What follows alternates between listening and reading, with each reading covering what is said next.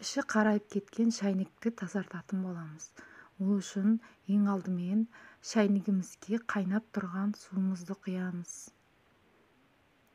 Толтырып құямыз. Оның үстіне 2 ас қасық ас содасын саламыз және де қайнатамыз. 10 минут қайнатқан соң суын төгіп тастаймыз.